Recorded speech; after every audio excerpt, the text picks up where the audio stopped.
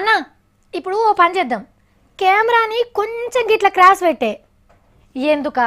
అరే క్రైమ్ వార్త అట్లేం చెప్పాలి. ఏంది తిప్పుడు కుదరదా? అయి తిడిచిపెట్టు, నేనే వార్త సురువు చేస్తా. ఇంతకు దయ్యాలున్నాయా? ఆత్మలు మన చుట్టూ తిరుగుతున్నాయా? తీరని కోరికలు చచ్చిపోయినాక తీర్చుకునే ఛాన్స్ ఉందా?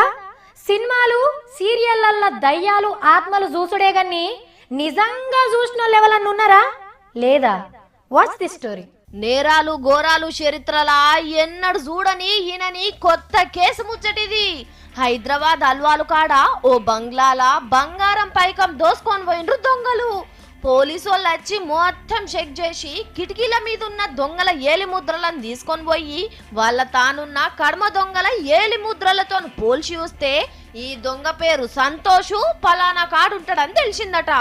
నల్గొండ, మహబూబ్నగర్, నిజామాబాద్ ల పోలీసు వాళ్ళు కూడా ఈ దొంగ కోసమే దేవులాడుతుండ్రట. ఇక పెద్ద పోలీస్ పటలం దిగింది ఆ ఇంటి ముంగట. అరెస్టు చేద్దామని లోపలికి పోతే సంతోష్ ఫోటోకు బొట్టు పెట్టి దండేసి ఉన్నదట. ఇంకెక్కడ సంతోషు?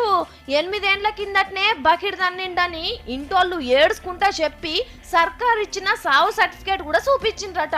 నేను చచ్చినట్టు సర్టిఫికేట్ ఇయ్యకుంటే నీ ఇంట్లోనే దొంగతనం చేస్తా అని ఆఫీసర్ను బెదిరించి సావు సర్టిఫికేట్ తెచ్చుకున్నాడా? లేకుంటే దొంగతనాలు చేసి మారాజుగా బతుకుదాం అనుకుంటే నిజంగానే జీవిడిచి కోరిక తీరక ఆత్మయ్య దొంగతనాలు చేస్తుండా అన్నది తెలియక 4వ సింహాలు నెత్తెంటికెళ్ళి వీక్కుంటుండ్రట.